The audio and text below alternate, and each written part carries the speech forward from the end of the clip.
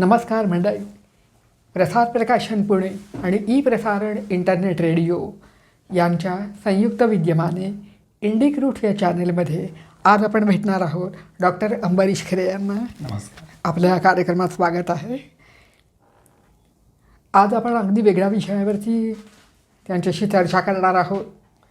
आपण आत्ताच नुकतीच दिवाळी होऊन गेली, सगळे चातुर्मास होऊन गेला, विविध सणांचे व्रतवैकल्यांचे दिवस आत्ता जस्ट नुकतेच संपले.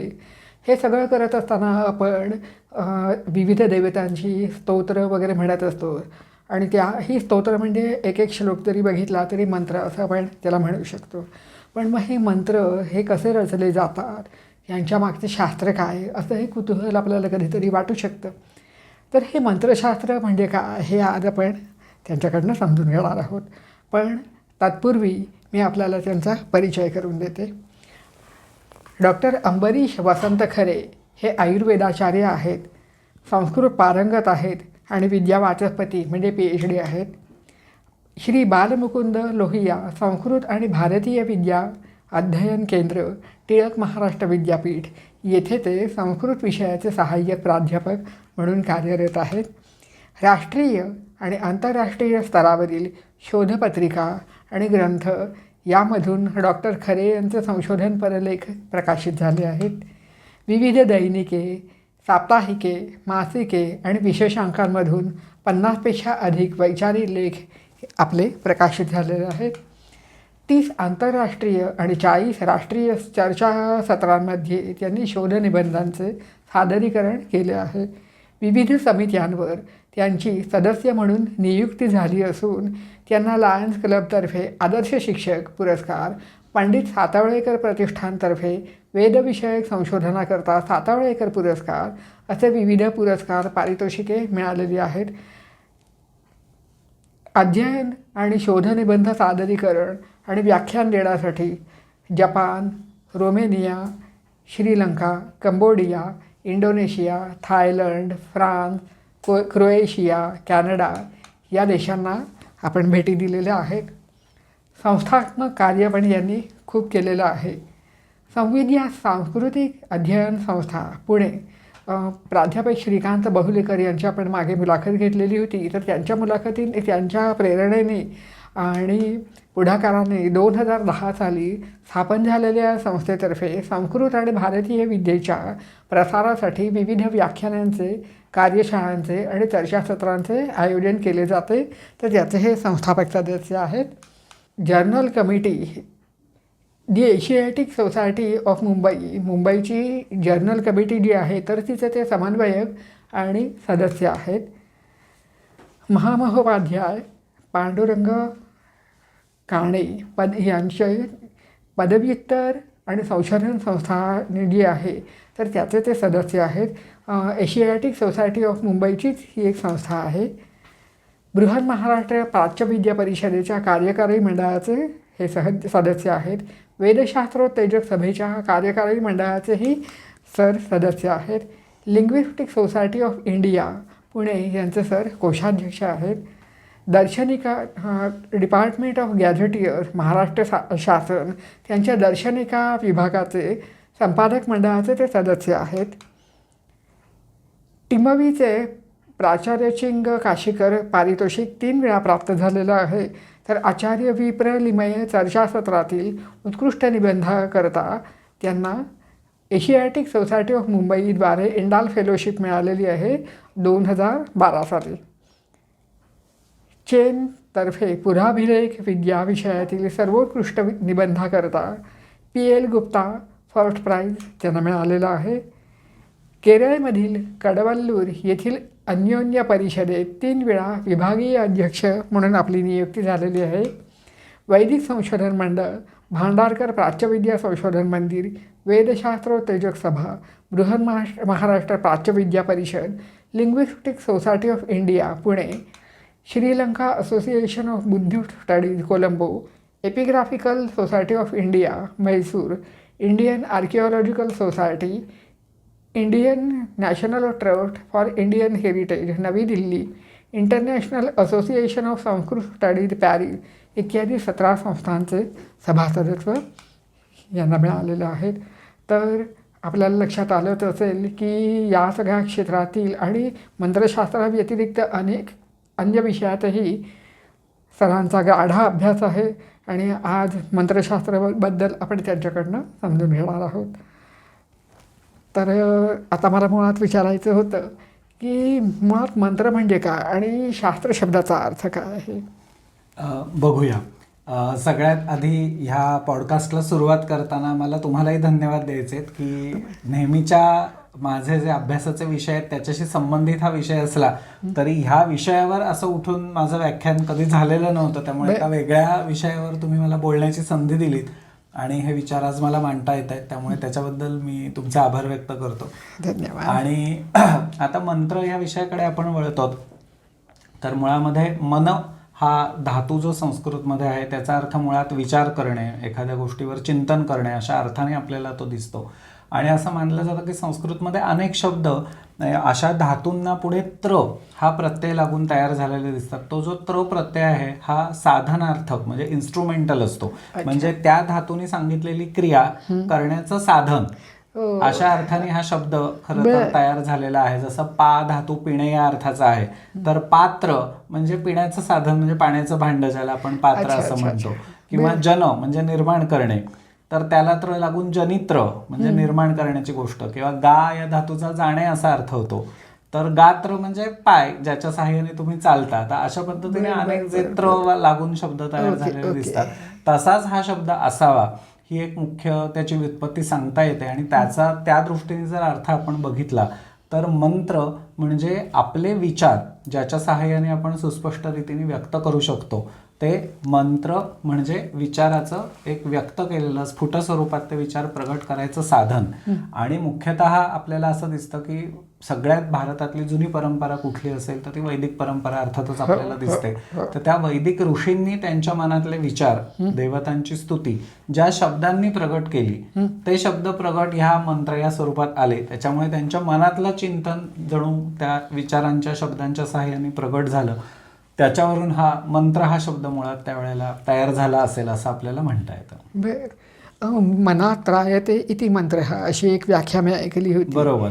तीही व्याख्या आपल्याला नंतरच्या काळामध्ये अनेक ठिकाणी सांगितलेली दिसते, ज्याच्यामध्ये आपल्याला जसं गुरु शब्द घेतला तर त्याचा एक कोणीतरी वरिष्ठ ज्येष्ठ हा अर्थ मुळात आहेच, पण तरी सुद्धा त्यातल्या ग या अक्षराचा अर्थ काय, र या अक्षराचा अर्थ काय, उकाराचा अर्थ काय, असं करून गुरु या शब्दाची एक व्याख्या आपल्याला केलेली दिसते. त्याच पद्धतीने मंत्र या शब्दात सुद्धा मन आणि त्र असं घेण्याऐवजी मनन केलं असता दुसरा त्रयी असा धातू आहे ज्याचा अर्थ रक्षण करणे असा अर्थ होतो.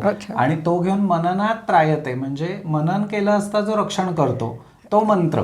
आणि ह्याच्यामध्ये आपल्याला असं लक्षात येईल की नंतरच्या काळामध्ये फक्त वैदिक मंत्र म्हणजे ऋषींनी व्यक्त केलेले विचार असं न राहता एखाद्या विशिष्ट मंत्राचा जप करणं, त्याच्या सहाय्याने एखादी आपली इच्छित गोष्ट प्राप्त करून घेणं किंवा दुष्ट शक्तींपासून स्वतःचं संरक्षण करणं अशा पद्धतीचे जे इतर आयाम या शास्त्रामध्ये आले ते डोळ्यासमोर ठेवून ही मंत्र शब्दाची मननात त्रायते अशी ही नंतर आलेली. काही उशिराची थोडीशी आहे, पण तीही व्याख्या जर बघितली तर तिलाही मोठी परंपरा आहे. आणि मंत्रांचा प्रत्यक्ष होणारा जो उपयोग आहे तो बघून ही व्याख्या खरं तर तयार केली आहे असं आपल्याला म्हणता येईल. ती शक्यता आहेच आहे. पण मग शास्त्र शब्द इथे आलेला आहे तर ते काय आणि त्याची व्याप्ती काय असेल. आता शास्त्र शब्दाच्या बाबतीतही असंच आहे की शास्त्र हा शब्द आपण खूप ठिकाणी वापरतो. जसं धर्मशास्त्र हा शब्द आहे, भाषाशास्त्र हा शब्द आहे. तर आता आधुनिक काळामध्ये सायन्स म्हणजे विज्ञान या अर्थाने हा शब्द अनेकदा आपण वापरताना बघतो. शास्त्रीय विषय म्हणजे वैज्ञानिक विषय असं आपण म्हणतो. पण आपल्याकडे प्राचीन परंपरेमध्ये शास्त्र हा विषय एखादा विशिष्ट प्रकारे शब्दबद्ध केलेला ज्याला नियम आहेत अशा नियम स्वरूपामध्ये सुस्पष्ट रीतीने सांगितलेला उपदेश किंवा आदेश हा जो आहे त्याला शास्त्र असं म्हटलं जातं. त्यामुळे धर्मशास्त्र म्हटलं की त्याच्यामध्ये धर्म हा शब्दाचा अर्थ नियत कर्तव्य असा होतो की माणसाची समाजातली कर्तव्य काय आहेत, तो वेगवेगळे रोल्स जे करत असतो. मग आई म्हणून असेल, वडील म्हणून असतील, शिक्षक म्हणून असेल, गुरु म्हणून असेल किंवा वर्णाश्रम व्यवस्थेमध्ये ब्राह्मण म्हणून त्याचा रोल असेल, क्षत्रिय म्हणून असेल किंवा ब्रह्मचारी किंवा गृहस्थ ह्या ज्या वेगवेगळ्या भूमिका त्याच्या असतात त्यांची नियत कर्तव्य जी आहेत तो धर्म. आणि त्या धर्माचं विवरण सुस्पष्ट रीतीने केलं जातं ते धर्मशास्त्र, म्हणजे थोडक्यात सामाजिक कायदे कानून असं आपण म्हणू शकतो. तसं मंत्रशास्त्र असं जर म्हटलं तर या मंत्रांविषयी सुस्पष्ट माहिती ज्याच्यात दिली जाते, त्यांचा वापर कसा होतो, त्यांचा उपयोग कसा होतो हे सांगितलं जातं, त्याला आपण मंत्रशास्त्र असं म्हणू शकतो.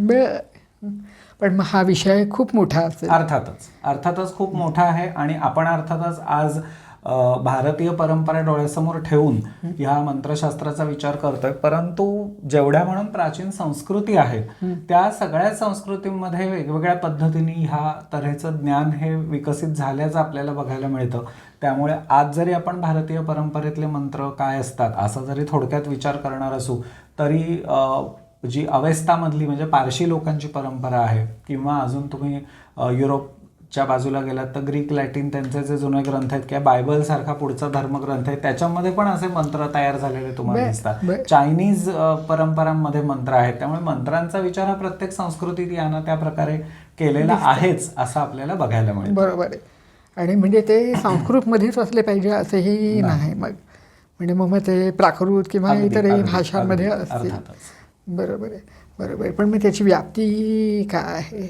अर्थातच आता आपण म्हणजे भारतीय परंपरेच्या दृष्टीने विचार केला तर त्याच्यात आपल्याला असं लक्षात येईल की वैदिक काळापासून आपल्याला ह्याची सुरुवात करायला लागते. आणि व्याप्ती जर बघायची झाली तर आपल्याला साधारणपणे मंत्रांचे प्रकार कोणते आहेत असं जर बघितलं तर आपल्याला वैदिक, तांत्रिक आणि त्याच्यानंतरच्या काळात एक तयार झालेला प्रकार म्हणजे शाबर किंवा शाबरी अशा पद्धतीचे मंत्र दिसतात. तर त्या दृष्टीने या सगळ्या वेगवेगळ्या भागात किंवा या प्रकारांमध्ये मंत्रशास्त्राची व्याप्ती आहे असं आपल्याला म्हणता येतं. बरोबर आहे. पण मग त्यांचे विषय किंवा ते तुमच्या जीवनाच्या कोणत्या कोणत्या अंगावर सगळ्या अंगांना लागू होतात. त्या मंत्रांमध्ये सुद्धा मी म्हटलं तसं इच्छित मनातली गोष्ट व्यक्त होण्याचं साधन असल्यामुळे मनात ज्या ज्या भावभावना येऊ शकतात त्या सगळ्यांचं कुठलं तरी प्रतीक या स्वरूपात आपल्याला मंत्र म्हणून व्यक्त झालेले दिसतात. त्यामुळे त्या जशा चांगल्या मनोकामना असतील म्हणजे मला रोग होऊ नये किंवा एखादा रोग झाला असेल तर त्याच्यातून मुक्ती मिळावी, दीर्घायुष्य प्राप्त व्हावं, संपत्ती मिळावी, माझं लग्न व्हावं, मला मुलं व्हावीत, कुठल्याही प्रकारची इच्छा असेल, ह्या जशा काही आपल्या सुखाच्या कल्पना आहेत त्या प्राप्त होण्यासाठीच्या इच्छा आहेत. त्याच पद्धतीने माझ्या शत्रूचा नाश व्हावा, माझी सवत मारावी, अमुक एक माणूस आहे त्याचं तोंड बंद व्हावं किंवा हा माणूस मला अडथळा करतोय त्याचं वाईट व्हावं, अशा पद्धतीचं कदाचित आपल्याला सुख मिळेल पण त्याच्यात तुम्ही दुसऱ्याचं अहित करून स्वतःचं सुख साधताय अशा पद्धतीचे काही विचार असतात.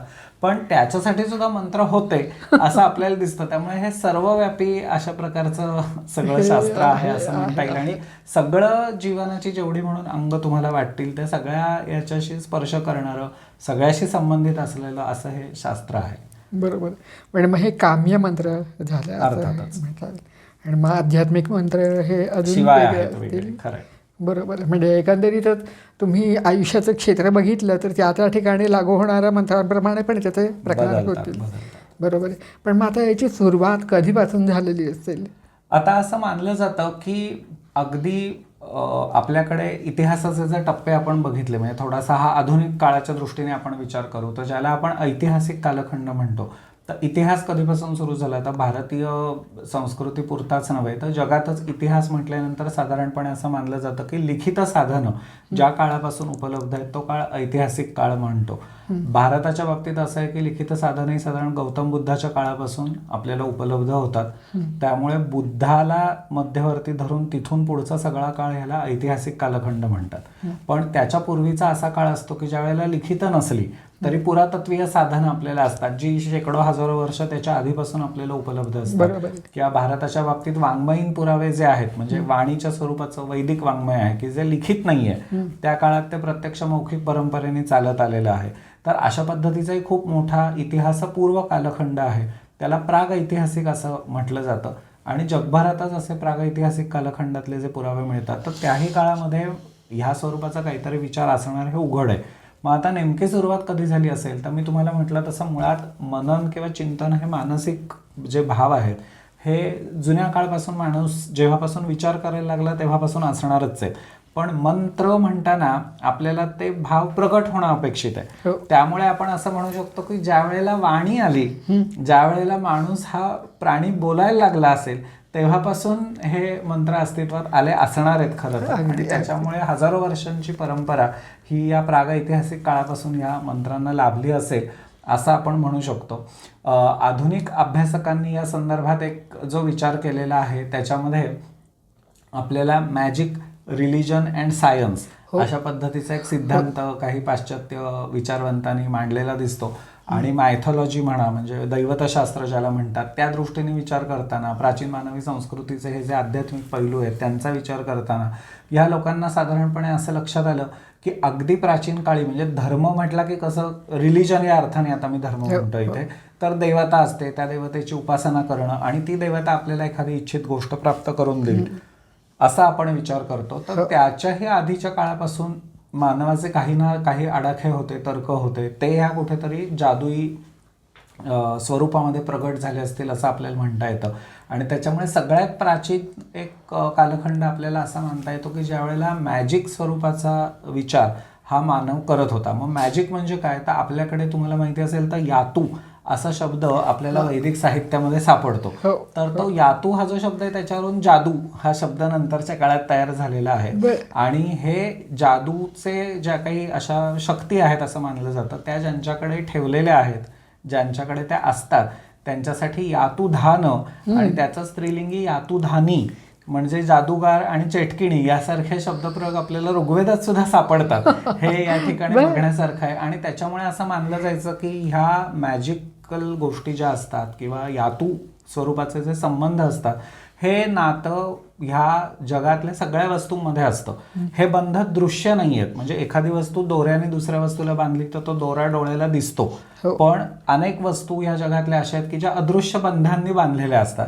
ते बंध मॅजिकल म्हणजे यातू स्वरूपाचे, यात्वात्मक असतात असा उल्लेख आपल्याला सापडतो. आणि मग त्या ठिकाणी कल्पना अशी आहे की जर तो यातू संबंध तुम्ही ओळखलात किंवा तो कुठल्या तरी प्रकारे तुम्ही तुमच्या कब्जात घेतलात, ताब्यात घेतलात, तर तुम्ही त्या दुसऱ्या वस्तूला हवं त्या पद्धतीने नाचवू शकता. इथपासून ह्या मंत्रतंत्राची प्राचीनता आपल्याला प्रागैतिहासिक काळात बघता येते, ज्याला धर्माची तशी आवश्यकता नाहीये, म्हणजे अमुक एक देव तो माझ्यावर कृपा करेल ह्याची आवश्यकता नाहीये. तर ही डायरेक्ट मॅजिकल लिंक ओळखा आणि त्याचा वापर करा, अशा पद्धतीचा प्रयोग पण आपल्याला दिसतो. अगदी सगळ्यांना माहिती असलेली आपण अनेकदा जी ऐकतो अशा पद्धतीची गोष्ट म्हणजे वुडू नावाचा एक प्रकार आपण ऐकून असतो.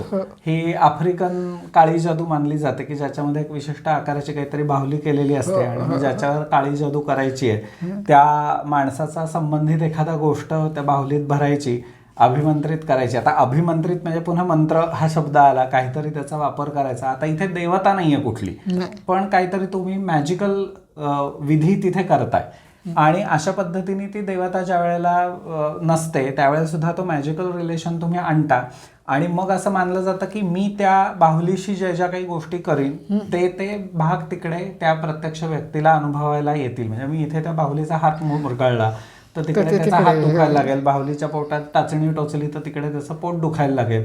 आता सायन्सच्या दृष्टीने विचार केला तर आपण कसं म्हणतो की जोपर्यंत फिजिकल कनेक्शन असतं तोपर्यंत होऊ शकतं. म्हणजे माझे केस धरून कोणी ओढले तर मला दुखेल, पण मी माझा केस कापून टाकला की त्या कापलेल्या केसाची ओढाताण करून मला काही होणार नाही, कारण सायन्सच्या दृष्टीने संबंध त्या केसाचा माझ्या शरीराशी असलेला संपलेला आहे. पण मॅजिकल दृष्टीने ते असं म्हणतात की त्यांचा विश्वास आहे की हा संबंध असतो आणि त्याच्यामुळे त्या केसाचा वापर करून जर मी काही केलं तर त्या ह्याच्यावर तो परिणाम होऊ शकेल. आणि आता हे मी उदाहरण आफ्रिकेतलं दिलं कारण तो वुडू डॉल किंवा हे शब्द आपण ऐकून असतो, पण तुम्हाला गंमत वाटेल की अथर्ववेदामध्ये पण अशा पद्धतीचे विधी हे आपल्याकडे सांगितलेले आहेत. अथर्ववेदातले जे अनेक विधी आहेत त्यातलं एक उदाहरण म्हणून मी फक्त देतो.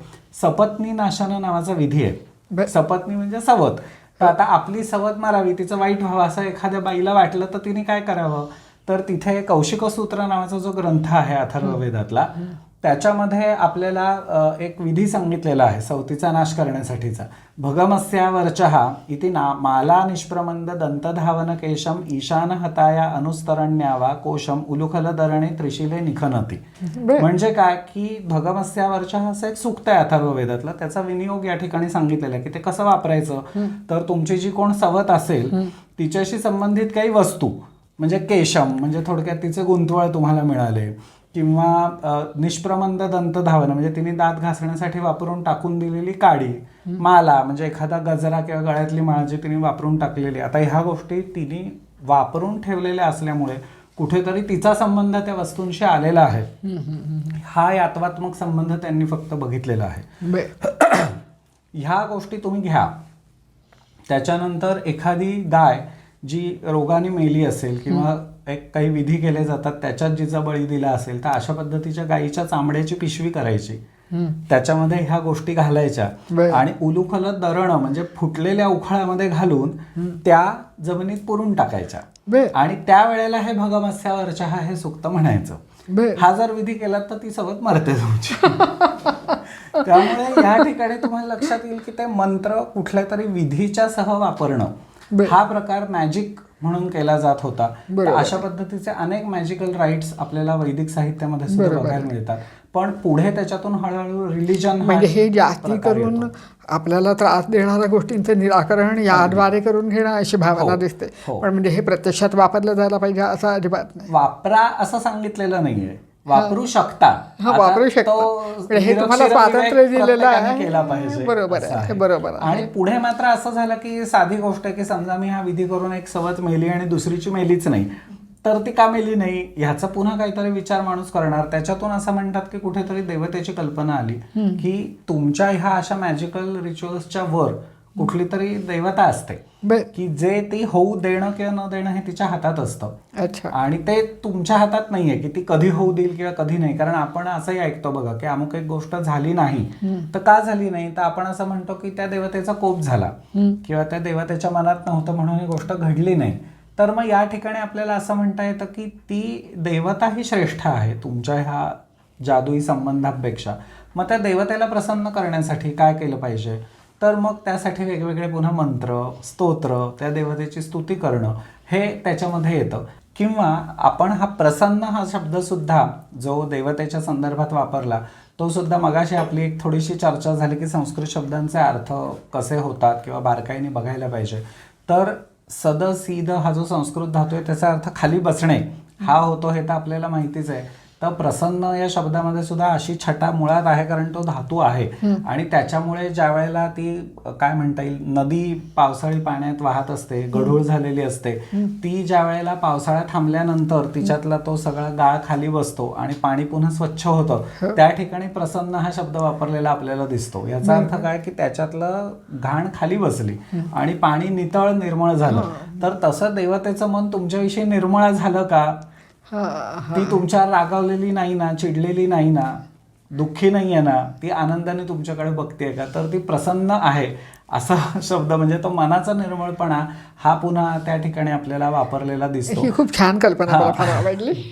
आणि त्याच्यामुळे ह्या देवतेला डोळ्यासमोर ठेवून मग ह्या मंत्रांचा वापर करणं ही थोडीशी त्या मॅजिक किंवा जादूच्या पुढची आलेली गोष्ट आपल्याला बघता येईल. आणि त्याच्याही पुढे जाऊन मग जशी मानवी प्रगती झाली तसं तीही गोष्ट मागे पडून सायन्स ज्याला आपण म्हणतो ते पुढे आलं. आणि सायन्समध्ये सुद्धा कार्यकारण भाव तुम्हाला माहिती आहे की मी आज इथे बटन दाबलं आणि समोर दिवा लागला तर हे आदिमानवाला तुम्ही दाखवलं तर त्याला ती मॅजिक वाटू शकते की इथे बटन दाबून तिथे दिवा लागला म्हणजे ह्या व्यक्तीने काहीतरी मॅजिक केली. पण आपल्याला ती मॅजिक वाटत नाही कारण आपल्याला त्याच्या मागचा कार्यकारण भाव हा माहिती असतो. त्यामुळे मॅजिक रिलिजन आणि सायन्स ही आपल्याला असं लक्षात येईल की हळूहळू जसा मानवी समाज प्रगत होत गेला तशा पुढे पुढे पुढे विकसित होत गेलेल्या संकल्पना आहेत. मॅजिकच्या भावनेतून रिलिजनकडे आणि रिलिजनच्या भावनेतून सायन्सकडे असा ह्या मानवी संस्कृतीचा प्रवास हा हळूहळू होत गेला असं या ठिकाणी मानलेलं आपल्याला दिसतं. फरक आता त्याच्यात पुन्हा असा आहे की रिलिजन हा भाग थोडा वेगळा आहे कारण तिथे देवतेच्या मनावर गोष्टी होणार आहेत. पण मॅजिक आणि सायन्स ह्या एका नाण्याच्याच दोन बाजू आहेत. तिथे दोन्ही गोष्टी या कार्यकारण भावानेच घडतात. फरक एवढाच आहे की मॅजिक मधला कार्यकारण भाव हा तुम्हाला माहीत नसतो किंवा तो खोटा असतो, गुप्त असतो, त्याच्यामुळे तो सिद्ध करता येत नाही. सायन्स मधला तो स्पष्ट डोळ्याला दिसतो आणि त्याच्यामुळे तो सिद्ध झालेला, खरा असलेला, खोटा नसलेला असं आपण म्हणतो. पण काहीतरी कार्यकारण भाव आहे हे आपल्याला मान्य म्हणजे तुम्हाला करावं माहिती लागतं. नसेल पण तो आहे. असतो. आणि त्यामुळे कसं आहे की तो कार्यकारण भाव कळत नाही तोपर्यंतच ती मॅजिक असते. हो. तो कळला की ते सायन्स होतो. असा हा प्रकार म्हणजे याच्यात राणा दिसतो. दांडेकरांनी यातूला विज्ञान असं म्हटलेलं आहे एका ठिकाणी. मग ते या या दृष्टिकोनात अर्थाने आहे. असं आपल्याला म्हणता येईल. बरोबर आहे. पण आता मग अशी आपण ते सवत नाशन वगैरे बघितलं तर ही अशी वैदिक कर्म केल्यानंतर खरोखरच तसं होतं का? हा, नाहीतर आपला इंटरव्ह्यू ऐकून कोणीतरी सवत नाशन करायला बरोबर. आता याच्यातल्या अडचणी पण मी सांगतो. असा नाश करण्यामागच्या तुम्हाला 2 पद्धतीने विचार करूया. एक तर हे असं होतं का, तर आपल्याला असं लक्षात येईल की शेवटी हा पूर्ण श्रद्धेचा विषय आहे. त्याच्यामुळे हे आता उदाहरण देताना आपण मॅजिकच्या संबंधात वाईट गोष्टीचं बघितलं, परंतु मुद्दा असा आहे की जे करतात त्यांची श्रद्धा असते असं होतं म्हणून. पण अन्यथा सायंटिफिकली विचार करताना असं होत नाही हे आपल्याला म्हणायला लागेल. दुसरी गोष्ट अशी की वैदिक कर्माच्या बाबतीत अथर्ववेदाची ही जी परंपरा आहे हीच खूप प्रमाणात खंडित झालेली आहे. म्हणजे ती मूळ सुक्त ज्या पद्धतीने त्या काळात म्हटली जात होती तशी म्हणणारे लोक आता नाही आहेत. ही सगळ्यात मोठी अडचण आहे. म्हणजे हे अगदी खरं आहे असं गृहीत धरलं क्षणभरासाठी, वादासाठी वाद म्हणून, तरी सुद्धा ते मंत्रच म्हणता येत नसल्यामुळे ते प्रत्यक्ष कृत्य करणार कोण आणि कसं, हा एक मोठा प्रश्न येऊ शकतो.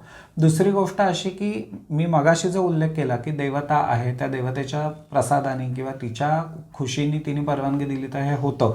हे लक्षात यायचं कारणच हे की ज्या वेळेला असे 10 विधी पूर्वीच्या काळी सुद्धा केले असतील, त्यातले 8 सक्सेसफुल झाले तोपर्यंत ती मॅजिक आहे असं लोकांना वाटलं. नंतर जेव्हा ते अनसक्सेसफुल झाले त्यावेळेला कार्यकारण भाव तर खोटा असू शकत नाही. मग हे का घडलं, तर देवता असणार ही कल्पना कुठेतरी आली आणि देवतेच्या शोधाला ही मंडळी लागली असणार आहेत. आणि मग नुसताच यात्वात्मक संबंध बघण्याऐवजी त्या देवतेची माहिती करून घ्या असा विचार कुठेतरी असणार आहे. आपल्याला या संदर्भात दुसरं जर उदाहरण आता चांगल्या बाजूने म्हणून पण मी एक देतो, ते आपल्याला असं दिसतं की आफ्रिकेमध्ये आजही अशा काही जमाती आहेत की ज्या पावसाळ्यामध्ये पाऊस यावा आणि तो येत नाही अशी परिस्थिती असेल तर काळ्या रंगाचे कपडे घालून काही विशिष्ट नृत्य करतात, मोठ्याने ढोलासारखी ड्रमसारखी वाद्य वाजवली जातात आणि त्यांचा विश्वास असतो की ते जर व्यवस्थित पूर्ण झाला विधी तर पाऊस येतो. तर याचाही अभ्यास करताना ह्या लोकांनी असं सांगितलेलं आहे, संशोधकांनी असं मांडलेलं आहे की ह्याच्यामध्ये ते काळे कपडे घालणं, ढोल बडवणं हे एक प्रकारे निसर्गामध्ये जो पावसाचा गडगडाट आहे, काळे ढग साचल्यामुळे आकाश सगळं काळं होत आहे, याची एक प्रकारची आवृत्ती आहे. म्हणजे इमिटेशन आहे, नक्कल आहे. आणि ती तुम्ही ज्या वेळेला करता त्यावेळेला पिंडी ते ब्रह्मांडी जसं आपण म्हणतो तसं उलटा न्याय की ते होत नाही आहे तर आपण इथे करूया जेणेकरून त्याचं तिकडे रिपरकशन होईल आणि प्रत्यक्ष पाऊस पडेल, अशी समजूत ही याच्या मागे असणार. आपल्याला ऋग्वेदामध्ये मंडूक सूक्त दिसतं आणि आजही तुम्हाला माहिती असेल तर अनेक गावांमध्ये पाऊस आला नाही तर बेडकाचं लग्न लावायची पद्धत आहे. तर ते बेडूक आणून त्याच्यावर पाणी कृत्रिमरित्या पाडायचं जेणेकरून खरा पाऊस पडेल अशी त्याच्या मागची भावना ही का आली, तर त्याचं कारण हेच आहे की बेडूक आणि पाऊस ह्यांचा जो घनिष्ठ संबंध आहे हा अगदी प्राचीन काळी त्या वैदिक ऋषींना, वसिष्ठांना लक्षात आलेला होता. आणि म्हणून ते वसिष्ठ त्या बेडकाला म्हणतात की तू पाऊस आणणारा आहेस, तू आम्हाला पाऊस देतोस आणि तू अशा अशा प्रकारे पाऊस दे. म्हणून त्याची मंडूक ही त्या सुक्ताची देवता आहे आणि त्या बेडकांची स्तुती हे ऋषी आपल्याला करताना दिसतात. तर ह्याच्यामागे त्यांना हे जे संबंध कळले होते निसर्गातले त्यांचा वापर त्यांनी करून घेतला. दुसरीकडे आपण याला खोटाही म्हणू शकतो, कारण अर्थातच थेट शास्त्रीय दृष्ट्या कार्यकारण भाव याच्यातला सिद्ध होण्यासारखा नाही, पण त्यामुळेच तर एक मॅजिक आहे आणि एक सायन्स आहे. त्यामुळे मी म्हटलं तसा हा फरक मात्र आपल्याला या दोन्हीतला कायम बघायला लागतो. दुसरी गोष्ट अशी की समाज ज्या वेळेला मॅजिकपासून रिलिजनपासून सायन्सकडे पुढे जात असतो त्यावेळेला पूर्ण स्थित्यंतर असं होत नाही, कारण कुठल्याही परिस्थितीमध्ये सायन्सनी पूर्ण सिद्ध न झालेल्या अशा 4 गोष्टी असतातच. त्या बाबतीत माणूस रिलिजियस असू शकतो, रिलिजननी सिद्ध न झालेल्या 4 गोष्टी असतात, त्या बाबतीत माणूस मॅजिकवर विश्वास ठेवणारा असू शकतो. आणि आजही आपण आधुनिक काळात बघतो की शास्त्रीय म्हणजे वैज्ञानिक प्रगतीने आपल्याला दिलेली उपकरणं आपण वापरतो, त्या बाबतीत आपण म्हणू की आपण सायन्सचा उपयोग करून घेतो. त्याच वेळेला एखादी यज्ञ करणं, पूजा करणं, देवतेची स्तुती करणं हेही भाग आपण करतो, म्हणजे त्या बाबतीत रिलिजियसही आहोत. आणि हेच करत असताना मी अमुक एक पेन वापरलं ते वापरून पेपर दिला तर परीक्षेत मला चांगले मार्क पडतील, किंवा हा टाय घातला, हा शर्ट घातला तर माझा इंटरव्ह्यू चांगला होईल. लकी गोष्टी असतात, ही मॅजिक आहे. त्याच्यामुळे समाजात एकाच वेळेला मॅजिक, रिलिजन, सायन्स ह्या सगळ्या गोष्टी अस्तित्वात असतात. कुठल्या टप्प्यापर्यंत प्रगती त्यांनी केली आहे त्याच्याप्रमाणे बदल होतील, पण ह्या सगळ्या गोष्टी आपल्याला समाजामध्ये दिसतात. त्यामुळे त्या मॅजिक रिलिजनच्या टप्प्यापासूनच हे मंत्र नावाची जी गोष्ट आहे ती कुठेतरी ह्याच्यात आली असं आपल्याला म्हणता येईल. हे खूप इंटरेस्टिंग आहे. आता आपण हे सगळं बघितलं तर आता तुम्ही मगाशी म्हणाला तसं वैदिक मंत्र हे सगळ्यात आधी आलं असावे, म्हणजे त्याच्याही आधी प्रागैतिहासिक काळात असेल काहीतरी, पण आपण वैदिक बघूया. तर त्याच्यामध्ये विशिष्ट क्रिया मंत्रोच्चारासह करणं, तर त्याच्यामध्ये वैदिक मंत्रांचं स्वरूप कसं होतं, त्याचा वापर कसा होता, मग त्याच्यात जे आहे ऋचा, यजूस, साम यांची थोडक्यात माहिती दिली तर. बरोबर. आता आपल्याला साधारणपणे वैदिक साहित्य म्हटल्यानंतर ऋग्वेद, यजुर्वेद, सामवेद, अथर्ववेद असे वेद माहिती असतात. या वेदांची नावं कशी आलीत, विशेषतः पहिले जे 3 वेद आहेत ते जर आपण विचार केला तर आपल्याला असं लक्षात येतं की ऋचांचा वेद तो ऋग्वेद, किंवा यजूस नावाचे मंत्र ज्याच्यात आहेत तो यजुर्वेद, आणि साम म्हणजे गाण्याचा भाग ज्याच्यात आहे तो सामवेद. तर ही नावच आपल्याला असं सजेस्ट करतात की त्याच्यामध्ये ऋच, यजूस किंवा साम या प्रकारचे मंत्र आहेत. आपल्याला वैदिक साहित्याला म्हणजे वेद हा जो शब्द आहे तो आता विद या धातूवरून आला की जो ज्ञान या अर्थाचा धातू आहे, जाणणे या अर्थाचा, आणि त्याच्यामुळे वेद म्हणजे ज्ञान, जे त्या तत्कालीन धर्माचं ज्ञान आहे. तर हे धर्माचं ज्ञान घेत असताना सुद्धा आपल्याला व्याख्या मंत्र ब्राह्मणयोर वेद नामधेयम अशी सापडते. म्हणजे मंत्र आणि ब्राह्मण यांना वेद असं म्हणतात. यातलं ब्राह्मण म्हणजे काय, तर ब्राह्मण हा शब्द इथे ग्रंथवाचक आहे. ब्राह्मण या नावाचे काही ग्रंथ आहेत, त्या ग्रंथांमध्ये यज्ञ कसा करावा ह्या गोष्टीचं विवेचन केलेलं असतं. आणि मग मंत्र म्हणजे काय, तर ते मंत्र ज्याच्यात एकत्र संग्रहित केलेले आहेत त्या संहिता. कारण आपल्याला असं दिसतं की समजा ऋग्वेद हा वेद घेतला तर ऋग्वेद संहिता असते, त्याची ऐतरेय ब्राह्मण, शांखायन ब्राह्मण नावाची ब्राह्मणं असतात. किंवा यजुर्वेद घेतला तर कृष्ण, शुक्ल, यजुर्वेद वगैरे शाखा आहे, तैतिरीय संहिता, तैतिरीय ब्राह्मण. किंवा सामवेद घेतला तर सामवेदाची संहिता आहे, पण त्या व्यतिरिक्त वंशब्राह्मण, देवताध्याय ब्राह्मण असे काही ब्राह्मण ग्रंथ आहेत. तर त्या ब्राह्मण ग्रंथांमध्ये तुम्हाला यज्ञयागांची माहिती मिळते, पण त्याच्यात जे मंत्र वापरायचे ते मंत्र संहितेमध्ये एकत्र करून ठेवलेले असतात. त्यामुळे पहिल्यांदा तुम्हाला संहिता पाठ करावी लागते, आणि मग त्या मंत्रांचा वापर कसा करायचा हे पाहण्यासाठी तुम्हाला ब्राह्मण ग्रंथांचा अभ्यास करावा लागतो, की आता यज्ञ करण्याची पद्धत शिकावी लागते. ह्यावरून आपल्याला असं लक्षात येईल की वैदिक काळातले जे मंत्र आहेत त्यांनाच ऋच, यजूस किंवा साम अशी नावं दिलेली होती. जर ते पूर्ण पद्यमय असतील, म्हणजे एखाद्या छंदात किंवा वृत्तात बांधलेले असतील, तर त्याला ऋच असा शब्द वापरायचा, ज्याला मराठीत आपण ऋचा असं म्हणतो. आता आधुनिक साहित्यामध्ये, संस्कृतमध्ये जसे आपल्याला शार्दूल विक्रीडित, मंदाक्रांता, वसंत तिलक अशी वृत्त सापडतात, तशी वृत्त अर्थातच वैदिक काळामध्ये नाही आहेत. त्यावेळेला अनुष्टुभ, त्रिष्टुभ, गायत्री, जगती असे काही ठराविक छंद आहेत, आणि त्यांच्यामध्ये हे मंत्र ऋषींनी बांधलेले आपल्याला बघायला मिळतात. तर ह्या छंदांमध्ये बांधलेले मंत्र हे सगळे ऋग्वेदात आहेत. त्यामुळे तो ऋचांचा वेद आहे, कारण त्याच्यामधल्या सगळ्या मंत्रांना पद्य स्वरूप आहे. पण त्या उलट असंही आहे की ही अख्खं मोठं पद्य म्हणून एक आहुती देण्यासारखं छोटंसं काम करणं हे अवघड आहे. मग त्याच्याऐवजी अग्नये स्वाहा असं म्हणून अग्नीला आहुती दिली, किंवा इंद्राय स्वाहा असं म्हणून इंद्राला आहुती दिली, तर हे सोपं आहे. पण इंद्राय स्वाहा हे छंदोबद्ध म्हणायचं का, पद्यमय म्हणायचं का, तर तसं नाही आहे ते. मग त्याला यजूस असं नाव दिलं. याच्यात यज म्हणजे पुन्हा यज्ञ करणे, आहुती देणे असाच अर्थ आहे. आणि त्या यज्ञकर्मासाठी वापरले जाणारे जे छोटे छोटे गद्य स्वरूपाचे मंत्र आहेत ते हे यजूस मध्ये येतात. आणि तेच जर तुम्ही गायलेत तर त्याचं साम होतं. त्यामुळे ऋचांचं गायन करून तयार झालेले साम, आणि त्यापेक्षा वेगळे गद्य स्वरूपाचे असलेले ते यजूस. अशा 3 प्रकारचे मंत्र हे आपल्याला ऋग्वेदात सापडतात. आणि अर्थातच त्यावेळेला फक्त मंत्र म्हणणं हा एक प्रकार असेल, म्हणजे देवतेची स्तुती करण्यासाठी. पण मुख्य भाग जो आहे तो मंत्र आणि त्याच्यासोबत काहीतरी विधी करणं. तो विधी हा बहुतेकदा यज्ञ स्वरूपाचा असायचा, की अग्नी प्रज्वलित करून त्याच्यामध्ये आहुती देणं, आणि ती आहुती देताना काही विशिष्ट मंत्र म्हटले जायचे. त्या आहुतीशी संबंधित असतील ते गद्य असायचे जे यजुर्वेदाचा माणूस करायचा.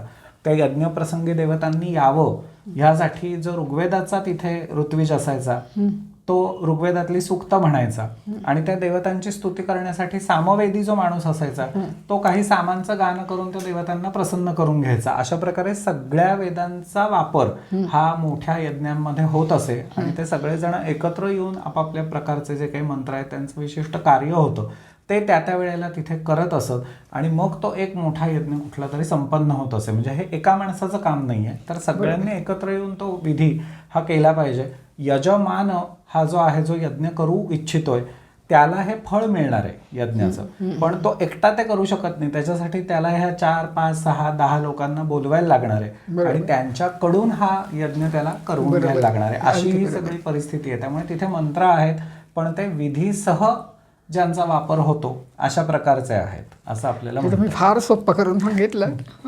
मुख्यतः मला ते रुची अद्युत साम हे तर फार आवडलं. म्हणजे यांच्यावरती आपली व्याख्यानं झालेली पाटसकरबाईंनी सांगितलेलं होतं, पण हे पण समजून घेणं हे जरा वेगळं होतं. आवडलं मला, हे खूप छान. पण मग आता या मंत्रांना अर्थ असतो का? हा आता मोठा प्रश्न तुम्ही विचारला.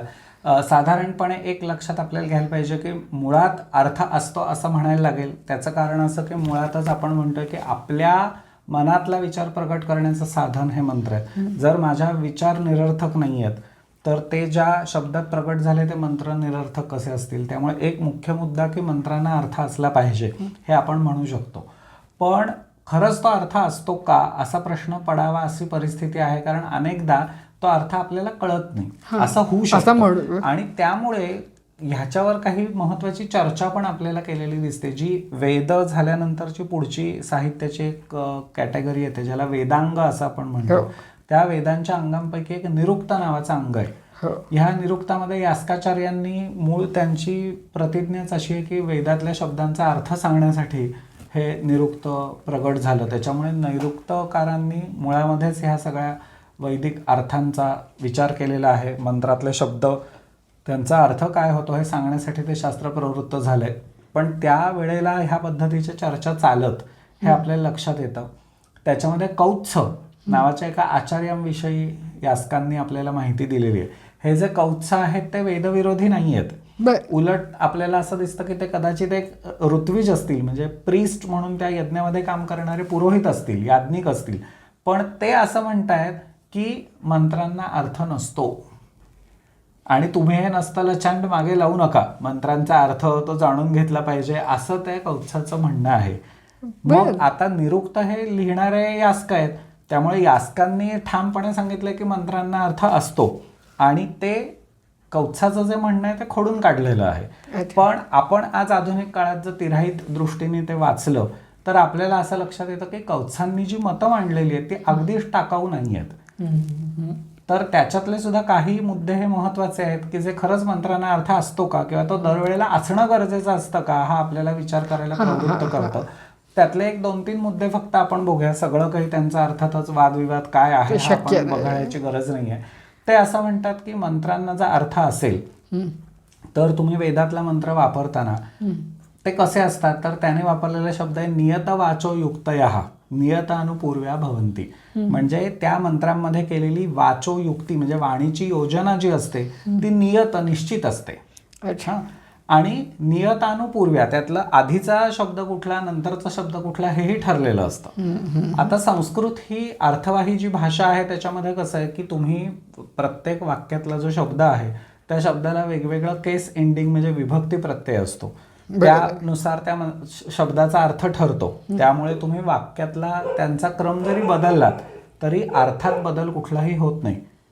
जसं आपण इंग्लिशच्या बाबतीत काय उदाहरण देतो की ए किल्ड बी चं उलट बी किल्ड ए केलं तर अर्थ बदलेल. पण संस्कृतमध्ये अहम ग्रामम गच्छामी च्या ऐवजी ग्रामम गच्छामी अहम किंवा ग्रामम अहम गच्छामी असं उलट शब्द पुढे मागे म्हटले तरी काही फरक पडत नाही. मग असं जर असेल तर तुम्ही हवे तसं म्हणू शकता का वैदिक मंत्र? हे कौत्साने विचारलेलं आहे. इथे आपण अग्निमिळे पुरोहितम च्या ऐवजी इळे अग्निम पुरोहितम असं म्हटलं तर चालेल का?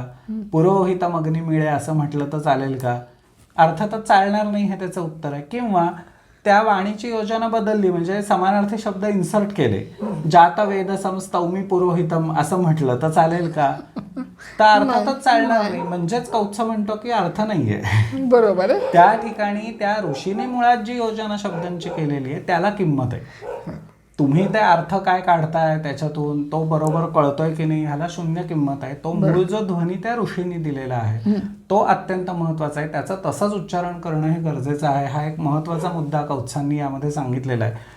मला असं वाटतं की कौत्सांना मंत्रांना अर्थ असतो की नसतो ह्याच्यापेक्षा सुद्धा तो अर्थ बघण्याची गरज नसते असं म्हणायचं आहे. हा, हे जास्त बरोबर वाटतं. वैदिक साहित्यामध्ये सांगितलेलं तसंच्या तसं तुम्ही करा. हां, तुम्हाला अर्थ कळला नक्की जाणून घ्या, प्रश्न नाही. परंतु कळला नाही तरी सुद्धा हरकत नाही. हे मुद्दाम मला सांगा असं का वाटतं की आधुनिक काळामध्ये अनेकदा एखादा पूजाविधी करताना किंवा यज्ञ करताना काय करतोय ते समजावून सांगणं अशा पद्धतीची एक फॅशन आलेली आहे. तर शक्य असेल तिथे ते जाणून घ्यावं. पण मुद्दा ह्या संदर्भात जो आपल्याला कळतो ह्या सगळ्या चर्चेतून तो अत्यंत महत्वाचा आहे. आणि तो असा की आपल्याला परंपरा असं सांगतेय की तुम्हाला ते जरी कळलं नाही पण तुम्ही तो विधी बरोबर केलात तर तुम्हाला फळ मिळणार आहे. आणि त्याच्या उलट तुम्ही कळलं पण विधी चुकवलात तर फळ मिळणार नाही. त्याच्यामुळे तुम्हाला अर्थ न कळता सुद्धा तुम्ही केलेलं कर्म फलदायी होतं. कारण ते कर्म सांगितलंय तसं करणं महत्वाचं आहे. त्याच्यामुळे त्याच्यातले जो अर्थ आहे तो शोधणं हे त्याच्यासाठी फारसा आवश्यक नाहीये. तर तो विधी सांगितल्यावर हुकूम करणं हे जास्त आवश्यक आहे. हा मुद्दा ह्या ठिकाणी या कौत्स नावाच्या आचार्याने मांडलेला आहे असं मला वाटतं. हा अगदी वेगळाच विचार आहे. पण खूप तथ्य आहे त्याच्यामध्ये. पण आत्ता तुम्ही जे सांगितलं की विशिष्ट छंदांमध्ये वगैरे होत होतं, तर गायत्री मंत्र हा एक जरा वेगळा प्रकार आहे. तर अशा प्रकारे म्हणजे मंत्रांबद्दल थोडं जरा माहिती देता. हां, आता हा एक चांगला वेगळा प्रश्न आहे थोडासा. वैदिक मंत्रांबद्दल बोलताना गायत्री मंत्र हा एक सगळ्यांना माहिती असतो. त्यामुळे त्या संदर्भात आपण थोडीशी माहिती नक्की घेऊया. गायत्री नावाची देवता आहे आणि तिचा हा मंत्र आहे अशा पद्धतीने आपण मुख्यत्वे करून ह्याच्याकडे बघतो. परंतु याचा जर आपण मूळ ग्रंथामध्ये आलेला विचार बघितला यामागचा तर आपल्याला असं दिसतं की मुळामध्ये मगाशी मी ज्या वेगवेगळ्या छंदांचा उल्लेख केला म्हणजे वृत्त की ज्याच्यामध्ये हे मंत्र बांधलेले आहेत ऋषींनी, त्या वृत्तांपैकी एक वृत्त किंवा एक छंद गायत्री या नावाचा आहे. आणि त्या गायत्रीमध्ये आपल्याला असं दिसतं की 8 अक्षरांचे 3 चरण किंवा 3 पाद असले म्हणजे 8 त्रिक 24 अक्षरं असले की तो गायत्री होतो. समजा तसे 4 चरण असतील तर तो अनुष्टुप नावाचा छंद होतो, कारण त्याच्यात 8 चोक 32 अक्षर असतात. किंवा वेदातला एक जुना मानला जाणारा त्रिष्टुप नावाचा छंद आहे ज्याच्यामध्ये 11 अक्षरांचा एक असे 4 चरण असतात म्हणजे 44 अक्षरं असतात. तो त्रिष्टुप छंद असतो. तर ह्या पद्धतीने मुळामध्ये गायत्री हा एक छंद आहे. परत असं आहे की आता हे ऋषी जे आहेत ते कवी जरी असतील, विद्वान आहेत, ते विशिष्ट विचार त्या शब्द व्यक्त करताना छंदात बांधून प्रगट करतायत. हे जरी खरं असलं तरी ते कवी नाही आहेत. म्हणजे आपण जसं ते प्राचीला गच्ची जुळतंय का बघा हो तसा प्रकार हा वेदामध्ये नाही आहे. मग ह्या ऋषींनी काय केलेलं आहे तर त्यांना जे मंत्र दिसले ते फक्त प्रगट स्वरूपात त्यांनी आपल्या समोर मांडले ही त्याची कल्पना आहे. आणि त्याच्यामुळे ऋषीर दर्शनात अशी ऋषीची व्याख्या आहे म्हणजे ज्याला मंत्र दिसले तो ऋषी. ही त्याच्या मागची संकल्पना आहे. त्यामुळे अनेकदा असं होतं की जरी आपण म्हटलं अनुष्टुप छंद आहे, त्रिष्टुप छंद आहे, गायत्री छंद आहे, तरी सुद्धा 24 पेक्षा 1-2 अक्षरं कमी किंवा 1-2 अक्षरं जास्त असू शकतात. मग त्याचं स्पष्टीकरण काय? मग ती ऍडजस्ट करण्यासाठी ऋषींनी शब्द का नाही बदलला? तर तसं तो करत नव्हता, कारण त्याला जे दिसलं ते त्या ऋषींनी प्रगट केलेलं आहे. त्यामुळे त्या ठिकाणी एखादं अक्षर कमी जास्त असलं तरी बाधा उत्पन्न होत नाही छंदात. जसा एरवी आपण म्हणतो की अरे वृत्तभंग झाला, शार्दूल विक्रीडितात किंवा मंदक्रांतात, लघुचा गुरु झाला, गुरुचा लघु झाला, वृत्तात गडबड झाली, तो प्रकार इथे लागू करून चालत नाही. आपल्याला निचृत म्हणजे कमी अक्षर असलेला आणि भूरिक म्हणजे जास्त अक्षर असलेला असे शब्द दिसतात. आणि त्याच्यामुळे निचृत अनुष्टुप, निचृत गायत्री किंवा भूरिक अनुष्टुप, भूरिक त्रिष्टुप अशा पद्धतीचे शब्द वापरून सुद्धा त्या छंदांचं स्पष्टीकरण केलेलं आहे. किंवा ब्राह्मण ग्रंथामध्ये एखादं वाक्य आपल्याला असं दिसून येतं, नवा एकेन अक्षरेण छंदांसी वियंती न द्वाभ्याम, म्हणजे एखाद दुसरं अक्षर कमी जास्त झाल्याने छंदभंग होत नाही. तर हा त्याच्या मागचा महत्वाचा विचार आहे की एक बेसिक त्याला स्ट्रक्चर हवं. पण ऋषींनी जे प्रगट केलं तेच खरं मानायचं असल्यामुळे अक्षरावर वादविवाद करायची गरज नाही. एखादं अक्षर कमी जास्त असलं तरी तो मंत्र महत्वाचा आहे. म्हणजे तिथे खूप लवचिकता ठेवली थोड्या प्रमाणात आहे, खूप नाहीये. म्हणजे गायत्री छंदात 24 अक्षरं असतील तर तुम्हाला ती 23-25 दिसतील, पण म्हणून 15 अक्षर आहेत आणि गायत्री म्हणलंय असं मात्र होत नाही. एखाद दुसऱ्या अक्षराचा कमी जास्त असू शकतो, कारण ते त्या ऋषींनी प्रगट केलेला विचार हा महत्वाचा आहे. तिथे त्याचे शब्द महत्वाचे आहेत, ते तुमच्या वृत्तात बसतात का, कमी जास्त अक्षर आहेत का, हा मुद्दा गौण आहे त्या ठिकाणी. आणि मग आपल्याला असं दिसतं की साधारणपणे वेदाचा आरंभ, वेद शिक्षणाचा जिथून होतो तो उपनयन किंवा व्रतबंध, मौंजीबंध या नावाने आपण संस्कार ओळखला जातो. मुंज असं आपण त्याला मराठीमध्ये म्हणतो. तर त्या मुंजीमध्ये जो पहिला उपदेश दिला जातो तो ह्या तत्सवितुर्वरेण्यम या शब्दाने सुरू होणाऱ्या गायत्री मंत्राचा दिला जातो. तर हा असताना हा वेदातला पहिला मंत्र आहे का? तर आपल्याला माहिती आहे की ऋग्वेदाची सुरुवात अग्निमिळे पुरोहितम या शब्दांनी होते, जे अग्निसूक्त आहे.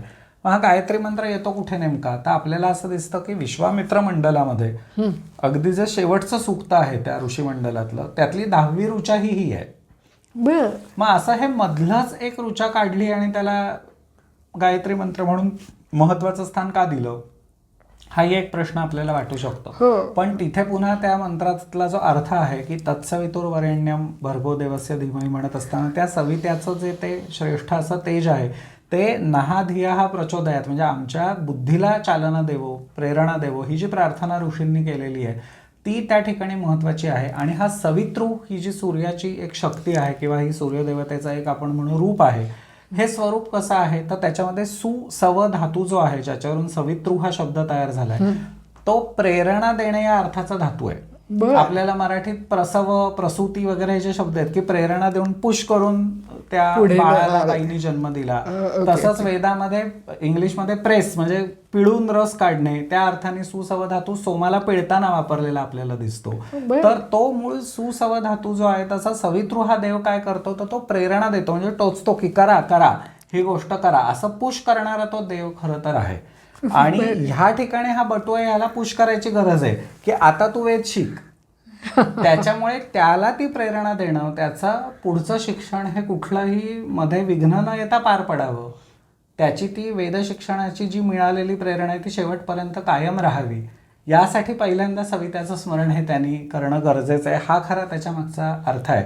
आणि त्याच्यामुळे त्या उपनयन संस्कारामध्ये सुद्धा ज्या वेळेला गुरुकडे तो प्रार्थना करतो त्यावेळेला ती सावित्रीं भो अनुब्रूही अशी आहे की मला सावित्री मंत्र शिकवा, कारण तो सविता ह्या देवतेचा मंत्र आहे. पण त्या देवतेच्या मंत्राचा छंद गायत्री असल्यामुळे पुढच्या काळात तो गायत्री मंत्र ह्या स्वरूपात जास्त मूळचा सवितृ मंत्र आहे, पण तो छंदावरून तो ओळखला गायत्री आणि म्हणूनच आपल्याला दत्त गायत्री, सूर्य गायत्री, देवी गायत्री अशा वेगळ्या वेगळ्या गायत्री मिळायला लागतात. बरोबर. त्यामुळे मूळ सावित्री मंत्र आहे, सविता ह्या देवतेचा मंत्र आहे. आणि त्या सवित्याने दिलेली प्रेरणा त्या मुलाला प्राप्त व्हावी, वेदाध्ययन त्याचं पूर्णपणे चांगल्या पद्धतीने व्हावं म्हणून हे आहे. या सवित्याची प्रार्थना हे ऋषी आणि यजमान एखादा यज्ञ करताना सुद्धा सुरुवातीला करतात. आणि त्या ठिकाणी सुद्धा हा यज्ञ शेवटपर्यंत करायची आमची बुद्धी टिको, त्याच्यात कुठलंही विघ्न न येता हे पूर्ण होवो, अशी त्या सवित्याला केलेली विनंती असते. त्याच्यामुळे सगळ्यांना प्रेरणा देणारा देव म्हणून जो सविता आहे त्याचं स्मरण या ठिकाणी करणं गरजेचं आहे असं आपल्याला दिसतं. आपल्याला एक वेगळा प्रकार पण असा दिसतो की समजा उपनयनामध्ये केलेला हा जो मंत्रोपदेश आहे गायत्री मंत्राचा, म्हणजे तत्सवितुर्वरेण्यम ह्या मंत्राचा, हा समजा काही कारणाने तो बटू विसरला तर काय करावं, तर परत मुंज करावी लागेल, अशी परिस्थिती येऊ शकेल. तर आपल्याला काही ठिकाणी अशा वेगळ्या विधीमध्ये त्याला मग तत्सवितुर वृणीमहे असा एक वेगळा सवित्याचा मंत्र पण ऋग्वेदामध्ये उपलब्ध आहे, जो अर्थातच वेगळ्या ऋषी मंडलातला आहे, अनुष्टुप छंदातला आहे, तो गायत्री छंदातला नाहीये. तो मुलाला शिकवा असं सांगितलेलं आपल्याला दिसतं. त्याच्यामुळे आपल्याला असं लक्षात येतं की असे इतरही सावित्री म्हणजे सवितृ देवाचे मंत्र असणार आहेत जे त्या काळात वापरात होते. पण हा जो सगळ्यात प्रसिद्ध होता तो सगळ्या प्रकारची प्रेरणा त्या व्यक्तीला देणारा मंत्र म्हणून खरं तर प्रसिद्ध झाला. आणि नंतरच्या काळामध्ये साधारणपणे आपल्याला ज्याला आपण तुम्ही आता म्हणलात तसं गायत्री या नावाचे जे मंत्र प्रसिद्ध आहेत त्यातले काही तर अगदी आधुनिक आहेत असं आपल्याला दिसतं. म्हणजे अशी तुम्हाला साईबाबांची गायत्री वगैरे पण बघायला मिळते. हे अर्थातच वेदात आलेली असणं शक्यच नाहीये. पण मग वेदात काही गायत्री तरी येतात का असं एक आपल्याला वाटेल. तर आपल्याला असं दिसतं की ऋग्वेदात ह्या नाही आहेत, पण पुढच्या काळामध्ये म्हणजे कृष्ण यजुर्वेदामध्ये तैत्तिरीय ही जी एक शाखा आहे कृष्ण यजुर्वेदाची, त्याच्यात तैत्तिरीय संहिता, तैत्तिरीय ब्राह्मण हे जे ग्रंथ आहेत, त्याच्यानंतर तैत्तिरीय आरण्यक नावाचा ग्रंथ आहे. त्या आरण्यकामध्ये अशा काही गायत्री आलेल्या आहेत आणि त्याच्यामध्ये रुद्र गायत्री उदाहरणार्थ आहे. तत्पुरुषाय विद्महे महादेवाय धीमहि तन्नो रुद्र प्रचोदयात, ही जी आपल्याला माहिती आहे.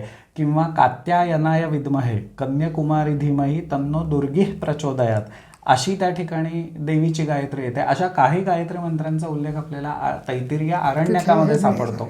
पण ते निवडक आहेत, पुन्हा सगळेच्या सगळे गायत्री मंत्र नाही, पण ह्याच्यात त्या देवतेची 2 नावं आणि ते धीमही वगैरे शब्द वापरणं आणि शेवटी प्रचोदयातनी शेवट करणं, ही जी एक मंत्राची एक रचना करताना ऋषींनी घेतलेली काळजी दिसते, ती बघून तसे मंत्र नंतरच्या काळामध्ये इतर लोकांनी कोणीतरी तयार केले असणार आणि मग ते अनेक गायत्री असे तुम्हाला पुढच्या काळामध्ये सापडायला लागतात. पण मूळ त्या गायत्री अगदी थोडे आहेत. आणि अनेकदा आपल्याला असं दिसतं की वैदिक परंपरांमध्ये सुद्धा हे जे मंत्र होते त्या मंत्रांचं मी तुम्हाला म्हटलं तसं एक मूळ फॉर्म्युला ठरलेला आहे की त्याच्यात ही अक्षरं किंवा हे शब्द येणार आणि मग बाकीचे तुम्ही रिप्लेस करू शकता. हे इतरही मंत्रांच्या प्रकारात झालेलं आपल्याला दिसतं. उदाहरणार्थ ऋग्वेदातलाच दुसरा एक महत्वाचा मंत्र जो गायत्री सारखा फेमस म्हणून वैदिक मंत्र आपल्याला माहिती असतो, तो म्हणजे मृत्युंजय किंवा महामृत्युंजय ह्या नावाने येणार. त्र्यंबकम यजामहे सुगंधिम पुष्टिवर्धनम अशी त्याची सुरुवात आहे. तर हा मंत्र सुद्धा आपल्याला ऋग्वेदातल्या 7व्या म्हणजे वसिष्ठ मंडलात दिसतो. तो पुढे कृष्ण यजुर्वेदात पण आलेला आहे तैत्तिरीय संहितेमध्ये. त्याच्यामुळे हा सुद्धा ऋग्वेद यजुर्वेद दोन्ही परंपरांमध्ये असलेला मंत्र आहे, ज्याच्यामध्ये त्या मृत्यूपासून आपल्याला वाचवावी अशी त्र्यंबक या देवतेकडे प्रार्थना केलेली आहे. ह्या मंत्राचं जे स्वरूप आहे ते डोळ्यासमोर ठेवून पण शब्द बदलून तयार केलेला एक मंत्र अथर्ववेदातल्या विवाह सूक्तात बघायला मिळतो. आणि त्या ठिकाणी अर्यमा ही देवता आहे, तिची प्रार्थना करताना ते म्हणतात अर्यमणम यजामहे सुबंधुम पतिवेदनम. म्हणजे तुमच्या लक्षात येईल की शब्द थोडेसे बदलले आणि त्या विवाहाला उपयुक्त अशा पद्धतीचा तो मंत्र करून घेतला. तर अशा पद्धतीचे पण आपल्याला ह्या मंत्रांची वेगवेगळी रूपं ही वैदिक साहित्यामध्ये बघायला मिळतात. आणि मी म्हटलं तसं मूळ जरी ह्या वैदिक मंत्रांचा वापर अर्थातच त्या यज्ञकर्मा करता काही विधी करताना सोबत म्हणायला म्हणून केला जात असला तरी नंतरच्या काळामध्ये हळूहळू त्या वैदिक मंत्रांना जसं कुठल्याही मंत्राचा तुम्ही विशिष्ट जप केल्यावर अमुक एक फळ मिळतं ही आपली श्रद्धा आहे, त्या पद्धतीने वैदिक मंत्रांचा सुद्धा उपयोग केला जाऊ शकतो हे लोकांना कळायला लागलं. आणि ऋग्विधान नावाचा एक ग्रंथ आपल्याला दिसतो की ज्याच्यामध्ये ह्या ऋचा कोणत्या कुठल्या कामासाठी किती वेळा म्हणा म्हणजे तुम्हाला काय फळ मिळेल हे सांगितलेलं आहे. अरे बापरे. हा असा अख्खा ग्रंथच आहे की ज्याच्यात फक्त ऋग्वेदातल्या ऋचांचं विधान केलेलं आहे, त्याची माहिती दिलेली आहे. आणि उदाहरणार्थ एक पूषा नावाची देवता आहे की जी हरवलेल्या गायींना परत घरी आणून सोडते, मार्ग चुकलेल्याला मार्ग दाखवते. ही परत सूर्याचं स्वरूप आहे. पूषा हे सूर्याचं नाव म्हणून आपल्याला माहिती आहे. तर हे देवतेचं स्वरूप पण आपल्याला ऋग्वेदात दिसतं. त्यातल्या काही मंत्रांमध्ये नष्टवेदस असं त्याला म्हटलेलं आहे, म्हणजे जे नष्ट झालेलं आहे, हरवलेलं आहे किंवा संकटात सापडलेलं आहे त्याला जाणणारा. आणि त्याच्यामुळे त्या पुषण देवतेची प्रार्थना करताना त्याला असं म्हटलेलं आहे की तू आमच्या वस्तू नष्ट होऊ न देता आम्हाला परत प्राप्त करून दे.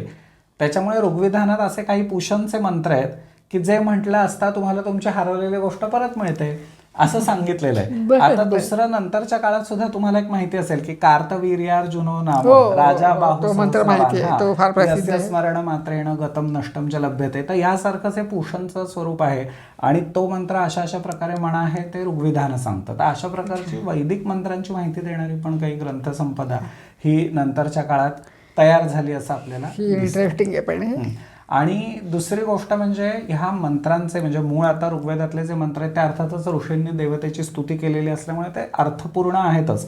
पण यजुर्वेदापासून आपल्याला असं दिसतं की स्वाहा, वषट, वौषट असे काही शब्द म्हणजे थोडेसे आपल्याला किंवा फट यासारखे की नेमका त्यांचा अर्थ काय करायचा असा प्रश्न पडेल, पण ते मंत्रात वापरलेले आहेत असं दिसतं. तर ह्या स्वरूपाचे काही मिस्टिकल ज्याला म्हणता येईल जादुई स्वरूपाचे असे मंत्र हे किंवा मंत्रातले शब्द हे यजुर्वेदाच्या काळापासून आपल्याला वापरायला यायला दिसतात. ब्राह्मण ग्रंथांमध्ये त्याचा उल्लेख मिळतो. आज आपण त्यांच्याकडे फारच चमत्कारिक नजरेने बघतो. कधी कधी त्यांचं अगदीच साधं स्पष्टीकरण दिलेलं असतं. उदाहरणार्थ वषटकार जो केला जातो म्हणजे मोठ्याने वौषट असा उच्चार काही यज्ञातल्या आहुती देताना केला जातो. तर ऐतरेय ब्राह्मण नावाचा जो ऋग्वेदाचा ग्रंथ आहे त्याच्यात ते आपल्याला सांगतात की तुम्ही नाही का गाईला वगैरे खायला घालताना तिचं लक्ष त्याच्याकडे जावं आणलेल्या खाद्याकडे म्हणून चुचकारून तिला बोलवता. तसं ती दिलेली आहुती देवाने इकडे तिकडे न बघता स्वीकारावी म्हणून मोठ्याने तुम्ही वंशट म्हणा की ते देव बरोबर तिथे येतील, कॉन्सन्ट्रेशन होतं, आविर्भाव घेतील. म्हणजे त्यांच्या मनात कदाचित असा वेगळाच अर्थ असू शकतो. आणि आता मात्र त्याला एक मिस्टिकल स्वरूप प्राप्त झालेलं आहे. अर्थात हे एका शब्दापुरतं झालं, पण अशा अनेक वेगवेगळ्या परंपरा ह्या वेदोत्तर काळात हळूहळू पुढे यायला लागल्या असं आपल्याला म्हणता येतं. तर हे सगळं आपण असं बघितलं, म्हणजे उच्चार, अर्थ, याच्यामुळे गायत्रीचं आपण हे बघितलं. पण आता वेदोत्तर काळातला जर मंत्रांचा विकास बघायचा म्हटलं तर या दृष्टीने मंत्र, यंत्र, तंत्र याबद्दल काही माहिती मिळेल का? मुळात या 3 गोष्टी एकमेकांशी संबंधित आहेत का किंवा काय? आपल्याला असं दिसतं की प्राचीन भारतामध्ये देवतांशी संबंधित अशा वेगवेगळ्या पद्धती पूजेच्या संदर्भातल्या असाव्यात. आता यज्ञ हा जो विधी आहे त्याच्यामध्ये अग्नी प्रज्वलित करणं आणि त्याच्यामध्ये आहुती देणं हा खरं तर मुख्य भाग आहे. मूर्तीपूजा म्हणून बघितली तर ती वेदामध्ये आपल्याला दिसत नाही, पण भारतामध्ये प्राचीन काळापासून मूर्तीपूजा आहे. किंबहुना पूज हा जो धातू आहे तो मूर्तीची पूजा करणे या अर्थाने चाललेला दिसतो की ज्याच्यामध्ये तुम्ही त्या मूर्तीला गंध लावाल, फुलं वाहाल, धूप दीप नैवेद्य काहीतरी उपचार अर्पण कराल. ह्या पद्धतीची जी एक म्हणजे आपण त्याला पूजाच म्हणतो त्यामुळे मी तोच शब्द वापरतोय, पूजा पद्धती आहे ती खरं तर पूजा आहे. पण वैदिक पद्धती आहे त्याला यज्ञ म्हणतात. म्हणजे यज्ञ हा विधी वेगळा आहे, पूजा हा विधी वेगळा आहे. किंवा आपण अनेकदा पूजा अर्चा असं म्हणतो, तर त्यातलं पूजा याचा अर्थ हे जे आपण विधी करतो ते, पण अर्चा या शब्दाचा अर्थ स्तुती असा होतो. आणि त्याच्यात पुन्हा मगाशी रुच हा मूळ शब्द आहे की रुचा वापरून केलेली स्तुती म्हणजे अर्चा. त्याच्यामुळे पूजा अर्चा हे सुद्धा पुन्हा खरं तर वेगवेगळ्या अर्थछटा दाखवणारे शब्द आहेत.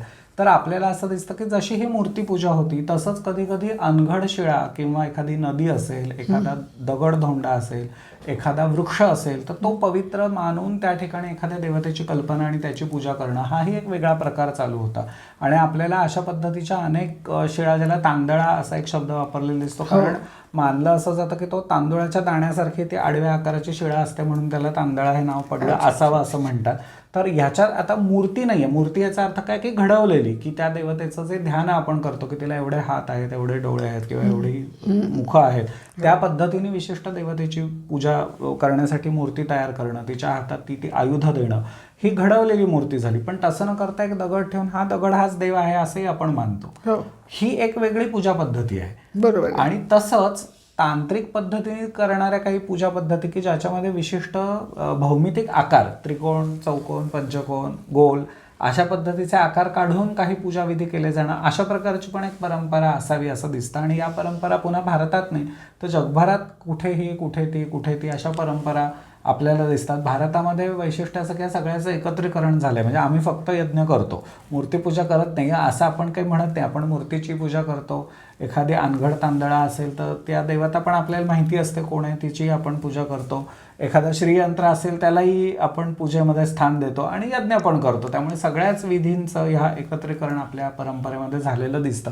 पण त्याच्यात सुद्धा मंत्र, तंत्र आणि यंत्र हे जे 3 शब्द आहेत ते खरं तर मूळ ह्याच्याशी संबंधित येतात. मंत्र ह्या शब्दाचा तर अर्थ आपण बघितलाच आहे.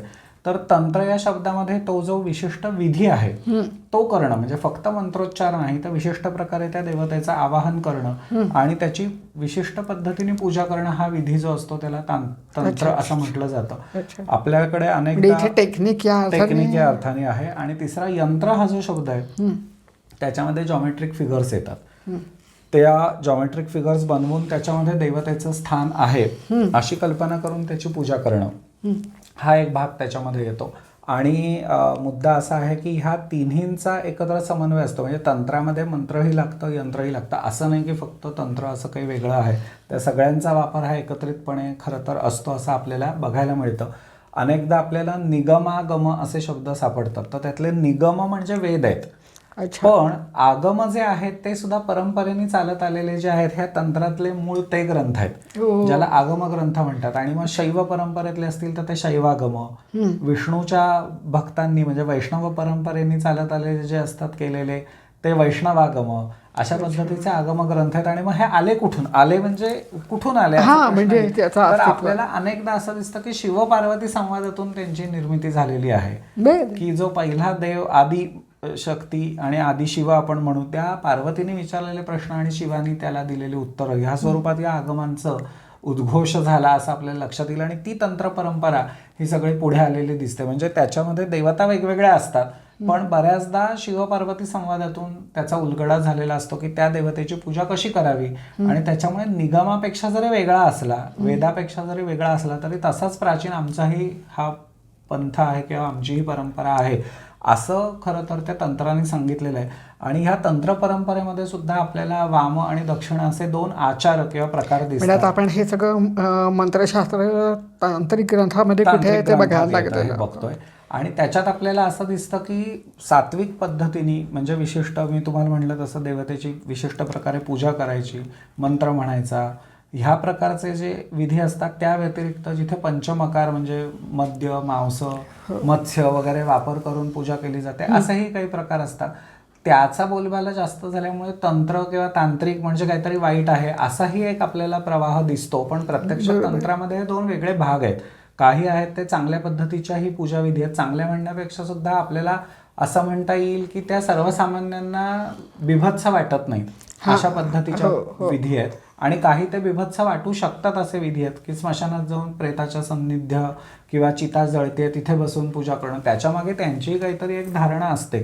किंवा कपाल म्हणजे कवटी जी असते तिच्यात ते अन्न भिक्षा मागून खातात, अशा प्रकारचे कापालिक होते. पण त्यांचं शास्त्र त्याच्या मागचं काय आहे की हे ज्या वेळेला तुम्ही कपाळ हातात घेता, कपाल याचा अर्थ कवटी, तर ती किती अशाश्वत आहे. तो माणूस कोणीतरी होता ना, आज त्याचं भिक्षापत्र करून तुम्ही हातात घेतलंय, तेवढंच अन्न खाऊन मी राहीन, त्यावेळेला हा देह नश्वर आहे ह्याचं सतत स्मरण मला राहील, म्हणून ही भूमिका त्यांची त्याच्या मागची आहे. असं त्यांच्याही मागे काहीतरी तात्विक विचार असतोच. पण आपल्याला दिसताना हे काहीतरी भयंकर करतायत असं वाटतं आणि त्याच्यामुळे त्याची एक भीती ही पण त्या सर्वसामान्यांच्या मनामध्ये असते. पण हे 2 वेगळे मार्ग आहेत. दक्षिणाचार पंथ जो आहे त्याच्यामध्ये अशा प्रकारच्या उपासना केल्या जात नाहीत आणि वामाचारामध्ये अशा केल्या जातात. ते दोन्ही तंत्र संप्रदाय वेगळे असतात. आणि अनेकदा तुमचे जे गुरु आहेत त्या गुरूंना सगळंच माहिती असतं, पण तुम्ही कुठल्या प्रकारचे आहात ते बघून तुम्हाला त्या पद्धतीची गोष्ट शिकवणं असं अनेकदा केलं जातं. शाक्त पंथामध्ये आपल्याला श्रीकुल आणि कालीकुल असे भाग दिसतात. तर श्री या ठिकाणी लक्ष्मी किंवा जी त्रिपुर सुंदरी किंवा ललिता या नावाने देवता प्रसिद्ध आहे, तिचा प्रभाव असलेलं किंवा तिची पूजा पद्धती ज्याच्यामध्ये आहे अशा पद्धतीचे विधी आपल्याला सांगितलेले दिसतात. तुम्हाला ललिता सहस्रनाम किंवा हे माहिती आहे. शंकराचार्यांचे ग्रंथ जे वेगवेगळे आहेत, तशी स्तोत्र त्यांनी केलेले आहेत. सौंदर्य लहरी आपल्याला माहिती आहे, ते समयाचारी होते असं म्हणतात शंकराचार्य. म्हणजे ते या श्रीकुलाची दक्षिणाचारी एक ब्रांच आहे की जिथे चांगल्या पद्धतीने विधी केले जातात. पण काली कुलामध्ये, काली ही मुळातच भयंकर देवता असल्यामुळे ती एक भीतीदायक स्वरूप तिचं आहे. त्यामुळे तिची उपासना करणारे लोक हे थोडे वेगळ्या पद्धतीने तिची पूजा अर्चा करतात. पण त्यांनाही ती आईसारखीच असते. ती आपल्या आईसारखीच आपली काळजी घेते असाच त्या तांत्रिकाचा विश्वास त्या कालीवर असतो. त्याच्यामुळे ती देवता जरी दिसताना भयंकर दिसली तरी तिची उपासना करणाऱ्यासाठी ती आईच असते. हा एक ह्याच्यात मुद्दा आहे. त्याच्यामुळे ते वेगवेगळ्या प्रकार तंत्रामध्ये आपल्याला दिसतात. आणि यंत्र हा जो प्रकार आपण बघितला की त्या जॉमेट्रिक फिगर्स असतात, तर बऱ्याचदा आपल्याला असं लक्षात येईल की सगळ्यात मध्यभागी त्याच्यामध्ये एखादा बिंदू किंवा एखादा त्रिकोण असे काहीतरी आकार असतो आणि त्याच्याभोवती अनेक त्रिकोण चौकोन असतात, काही वर्तुळ असतात आणि असे वेगवेगळे आकार केलेले असतात. ह्या प्रत्येक पॉइंटला वेगवेगळ्या देवतांचा वास आहे अशी संकल्पना आहे. आणि सगळ्यात मध्यभागी ती मुख्य देवता असते. म्हणजे गणेश यंत्र जर तुम्ही बघितलं तर मध्यभागी गणेश असेल, श्री यंत्र बघितलं तर मध्यभागी श्री किंवा लक्ष्मी ही देवता असते. मग तिची आयुध, तिच्या परिवारातल्या इतर देवता, 4 किंवा 8 दिशांचे दिक्पाल, इतर त्या दिशांच्या देवता ह्या वेगवेगळ्या ठिकाणी मांडलेल्या आहेत अशी कल्पना आहे. त्यामुळे ते यंत्र समोर ठेवून तुम्ही ज्या वेळेला पूजा करता त्यावेळेला तुम्ही बाहेरून जणू आत जाताय त्या देवतेकडे. वाटेत ज्या ज्या तुम्हाला देवता लागतायत त्या सगळ्यांची तुम्ही पूजा करताय आणि मग सगळ्यात शेवटी मध्यभागीची जी देवता आहे बरोबर तिची पूजा तुम्ही करणार आहात अशी संकल्पना ही याच्यामागे आपल्याला दिसते. बरोबर. आणि ज्या पद्धतीने हिंदू लोकांची आपण पूजा पद्धती किंवा तंत्रमार्ग बघतो, अशा पद्धतीने बौद्धांमध्ये सुद्धा आपल्याला असं दिसतं की मूळ जरी थेरवादामध्ये बुद्धाने सांगितलेला विचार आपल्याला माहिती सांगितला होता, तरी नंतरच्या काळामध्ये त्यांच्याकडे सुद्धा पारमितायान आणि मंत्रयान किंवा तंत्रयान असे प्रकार झाले, ज्याला वज्रयान असं पण म्हटलं जातं. आणि त्या वज्रयान किंवा तंत्रयानामध्ये तुम्ही पारमिता पार करताना बुद्धत्व एका जन्मात मिळू शकत नाही, त्याला शेकडो जन्म सुद्धा तुम्हाला घ्यावे लागू शकतात, ही जी कल्पना होती. त्याच्यावर त्यांनी असं सांगितलं की तंत्रमार्गाने गेलात तर एकाच जन्मात तुम्हाला बोधीप्राप्ती करून घेता येऊ शकते. पण तो मार्ग अर्थातच जिन्याने किल्ला चढणं आणि दोरी टाकून जाणं याच्यातला फरक आहे. त्या दोरी टाकून जेव्हा तुम्ही चढून जाता सरळ चढ, त्यात पाय घसरला तर कपाळ मोक्षच होतो. पायऱ्या चढून जाताना पडून फारसं लागत नाही. त्याच्यामुळे शेवटी तंत्रयानामध्ये अधोगती होऊ शकते, हा त्याच्यातला महत्वाचा मुद्दा आहे. ते डोळ्यासमोर ठेवून फक्त त्या तंत्रमार्गाचं आचरण केलं पाहिजे. आणि ती तुझी प्रगती बरोबर होतीये की नाही ह्याचा निर्णय कोण घेणार, तर तुझा गुरु घेणार, ही त्याच्यामागची कल्पना आहे. त्यामुळे गुरुच्या सांगितलेल्या मार्गानेच हे तंत्र मार्ग सुद्धा उपासना करायचे असतात. आपल्याला वाटलं म्हणून आपण एखादी उपासना सुरू केली असा भाग याच्यामध्ये नसतो. ती आपल्याला गुरुंनी दिली पाहिजे. बरोबर आहे, अगदीच बरोबर आहे. आता एवढं सगळं आपण बघितलं, पण आता मुख्य एक प्रश्न विचारायचा तो म्हणजे मंत्रांचे प्रकार तरी कोणकोणते. म्हणजे मग मंत्र, साधे मंत्र ऐकलं, हे बीजमंत्र, मालामंत्र, स्तोत्रमंत्र, बौद्ध धारणी, म्हणजे असं मंत्रांचे प्रकार आहेत तरी किती आणि ते काय? आता असं आहे की आपण मूळ एक जी रचना किंवा वर्गीकरण बघत होतो मगाशी, की ज्याच्यात वैदिक मंत्र होते, मग तांत्रिक किंवा शाबरी या स्वरूपाचे आपण बघितले. तर ह्या मंत्रांची लांबी किंवा त्याच्यामध्ये येणारा भाग, प्रत्यक्ष अक्षरं काय आहेत किंवा शब्द कोणते येतात ह्याच्यावर पण काही ठिकाणी आपल्याला त्याच्यात वेगवेगळे प्रकार केलेले दिसतात. तर त्याच्यामधला बीज मंत्र हा अगदी छोटा असलेला भाग असा आपण म्हणू शकतो. आता सगळ्यात मुख्य बीज किंवा मूळ मंत्र असा जर विचार करायचा झाला तर तो प्रणव म्हणजे ओंकार हा आपल्याला म्हणायला लागेल. या ओम ह्या अक्षराची महती पुन्हा आपल्याला अगदी प्राचीन काळापासून सगळीकडे दिसते. उपनिषदांचा विचार केला तर मांडुक्य नावाचं जे उपनिषद आहे त्याच्यामध्ये आपल्याला ओंकाराची महती सांगितलेली बघायला मिळते. पुढे मनुस्मृतीसारख्या ग्रंथांमध्ये सुद्धा तो ओंकार कसा महत्त्वाचा आहे. गायत्रीच्या आधी ओम हा शब्द आणि 3 व्याहृती म्हणजे भूहू भुहा स्वाहा हे जे शब्द येतात त्यांचं महत्त्व काय आहे हे त्या ठिकाणी मनुस्मृतीमध्ये आपल्याला सांगितलेलं बघायला मिळतं. किंबहुना एखादा ग्रंथ किंवा एखादा विधी हा चांगल्या पद्धतीने पूर्ण व्हावा म्हणून ग्रंथारंभी किंवा विधीच्या सुरुवातीला जसं आपण गणेशपूजा करतो, गणेश स्तवन करतो, त्याला मंगल किंवा मंगलाचरण असं म्हणतात. तसं मंगल मध्य मंगलांत गोष्टी असाव्यात, म्हणजे मध्ये आणि शेवटी सुद्धा मंगल स्मरण करावा अशा पद्धतीचा आपल्याला प्रचार दिसतो.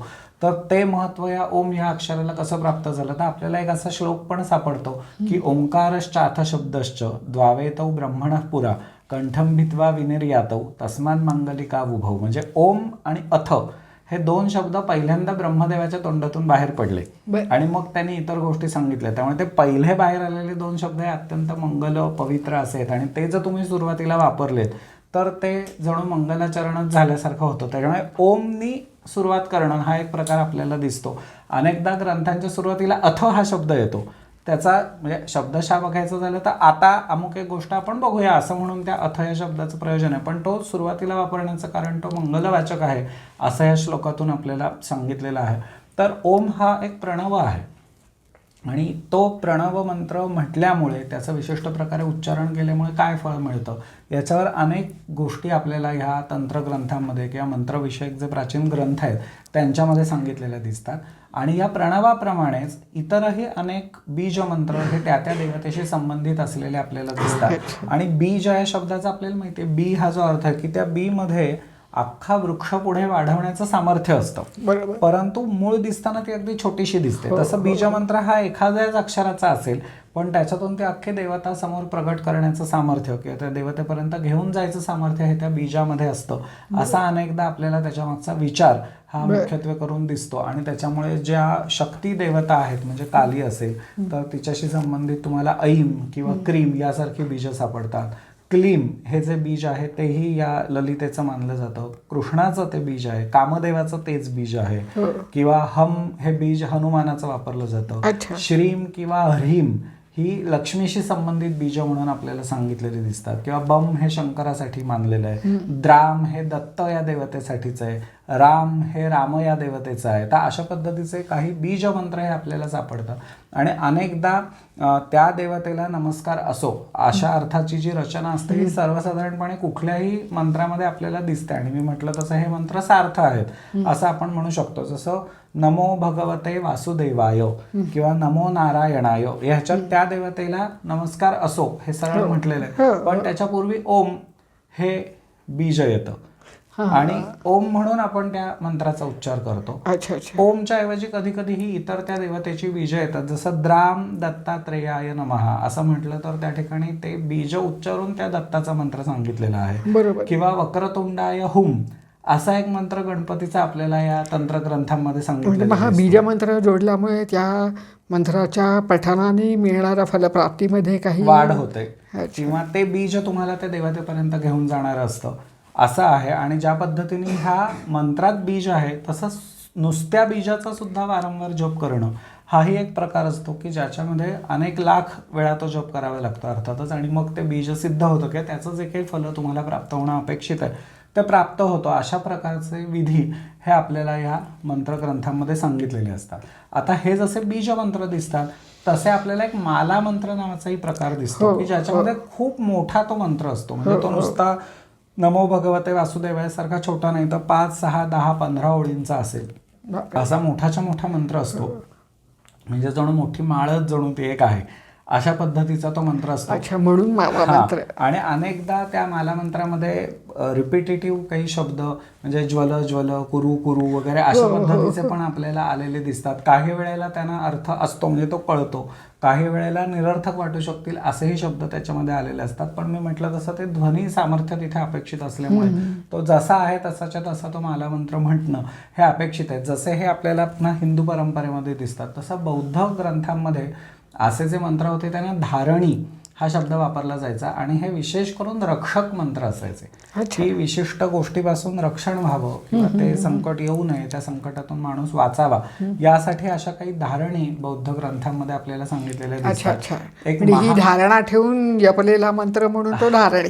हा, धारणी असाच त्याला शब्द आहे की ती ठामपणे तुम्ही धरून तिचा वापर केला पाहिजे. महामायुरी नावाची एक देवता आहे. आता मोर हा जो आहे हा सापाला शत्रू मानतो अशा प्रकारची कल्पना जी आहे त्याचाही कदाचित ह्याच्याशी संबंधित असेल. पण सर्पविषावर इलाज म्हणून त्या महामायुरीचा वापर त्यांनी सांगितलेला आहे. त्या देवतेचा ती जी धारणी आहे ती म्हटली तर सर्पविषाचा नाश होतो अशी कल्पना आपल्याला दिसते. आणि अशा इतरही अनेक धारणी आपल्याला बौद्ध ग्रंथामध्ये एकादशमुख नावाचा अवलोकितेश्वराचं एक स्वरूप आहे त्याची एक धारणी आहे.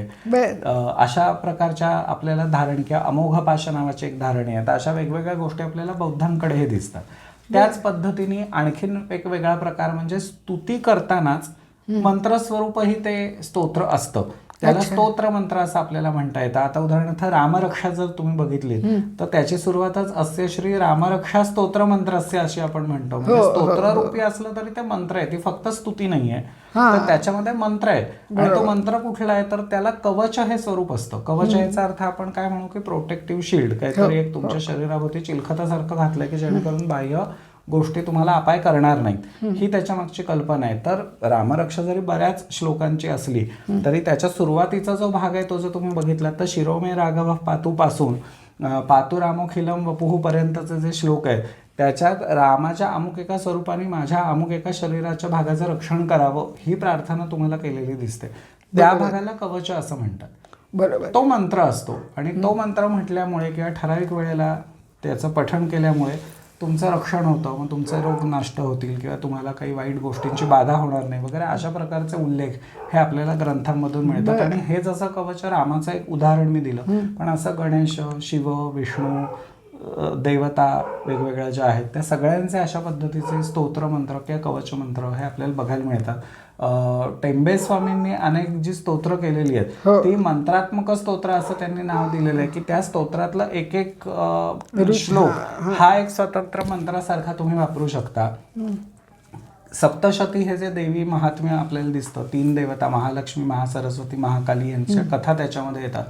ते 700 मंत्र आहेत अशी ही संकल्पना आहे आणि त्यातल्या एकेका मंत्राचा तुम्ही एकेका कार्यासाठी वापर करू शकता अशा पद्धतीची रचना दिसते.